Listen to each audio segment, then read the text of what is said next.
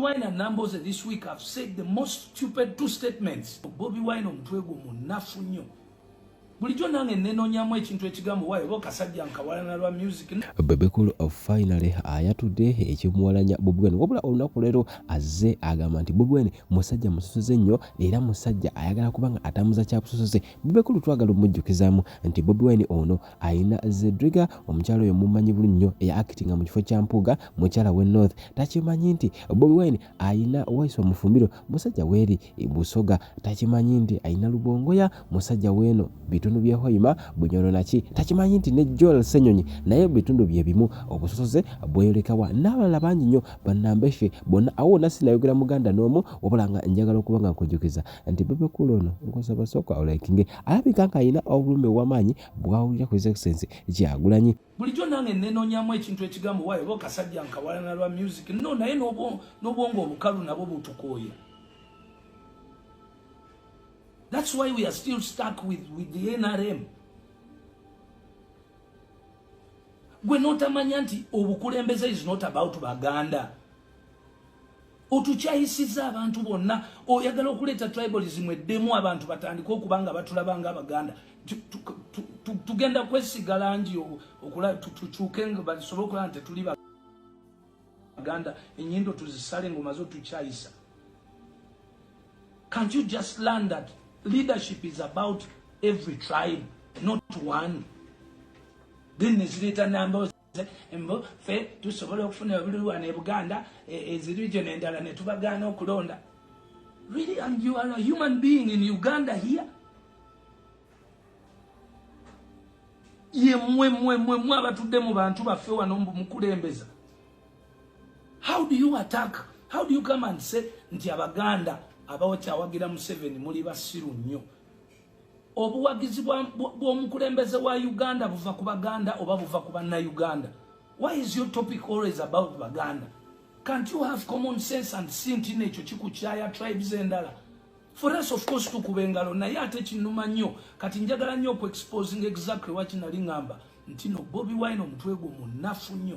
So mwabadde bagezaako okuddira topiki ya Bebe Cool mugifuule nti ebika mistakes za Namboze neza Kadingo.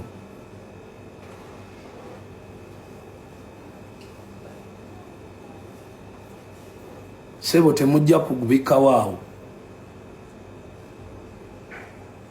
Ate okumanya temujja kubikawo. Ekirungi nalabye ne kana akavubuka ke South Africa kakisekanga era ka jukira Bebe Cool bali basale nnyo wali era bo basookubanga bayuzibwa mu Burundi guli ekyebuzibwa nsaba oteka mu comment section. Bebe Cool akasente ke bafunye ne banne okanya Bobi Wine wano ddala mu Uganda okusingira ddala bana sobola oba nedda tekao yes oba no era nsaba olire Bebe Cool nga anyumya empala naye ne Bobi Wine lwaki n'omulambo gwe ajja guwalana n'entaana ye aligiwalana. At least emyaka gy'omaze mu politics today wali badde oyina ky'oyizeeko. Museveni bw'aba kuba akalulu wali badde oyiga akubira wa? You have to learn from the best. No wonder you're a failure in life. Few person who said that. I am not surprised. You're so petty. You're so petty like this.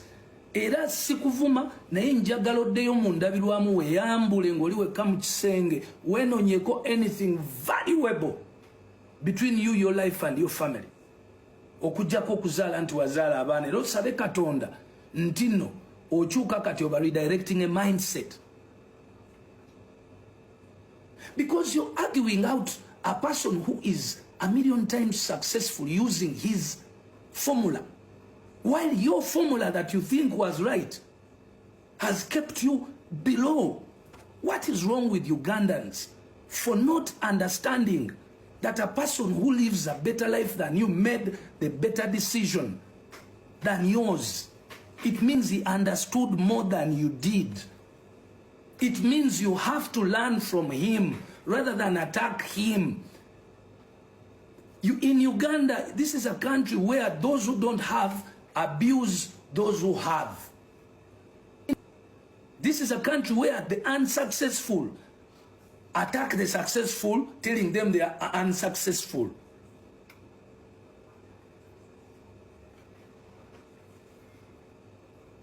This is so wrong. era nze nwananya abavubuka muleme kugenda na mentality z'abo ababatiisatiisa. No, the formula is one. When you see a person who has made it, mukope, genda awo. Muve mbana baba buzabuza mbu music industry erina system, but they fail people, mbu no, simanyi irumi. Assalamu alaikum wa rahmatullahi wa barakatuh. Amanya n'eddoboozi Aji Abudu omusomi w'edduwa. Nkola ku nsonga ez'enjawulo, emirimu nga gikutataganyeko, ebyenfuna byo nga bidobonkanye, ne oba oli bweru wa ggwanga emirimu gyakucankalanako.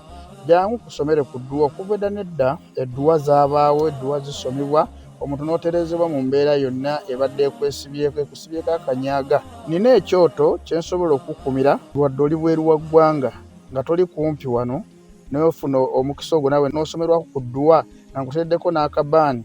Allah ajja kukusaasira, ajja kukwanukula.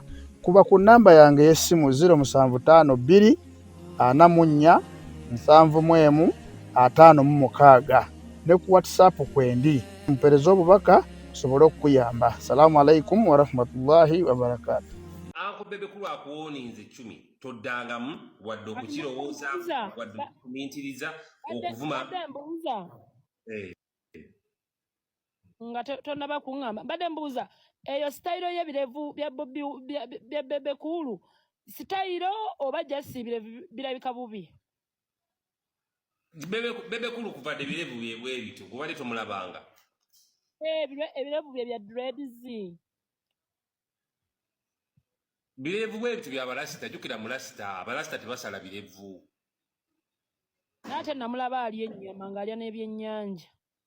Ayinza kuba yali asiibye naye nga Bebe kulu mulasita aba n'ebirevu. Naye tombuzaabuza baakuwonize toddangamu okuvuma ba DJ anti mmera mayini.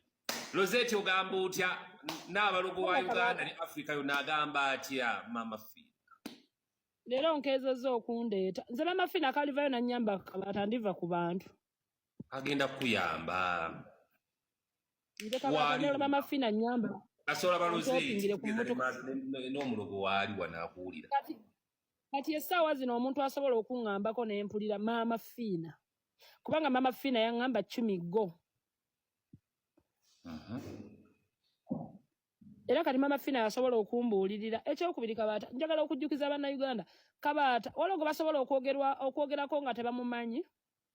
Era boogera ku bamanyi era akozeemu. Sooka osseeko kamera yo oli ludda obudde bukyala. Ekyokubiri Kabaata nze wano sikulabangako ng'ogenze ku musawo muganda ng'omugamba njagala emmotoka Mama Fina angulye emmotoka oba gundi ne gundi bansondere emmotoka. Oyogera wano olwatu n'osaba emmotoka. Naye omuntu ava eri n'agamba emmotoka olumala ozifuna oli ng'ava eri ng'agamba Kabaata yasaddaase kino n'afuna kino. Kabaata yaloza abantu. Okitegeera?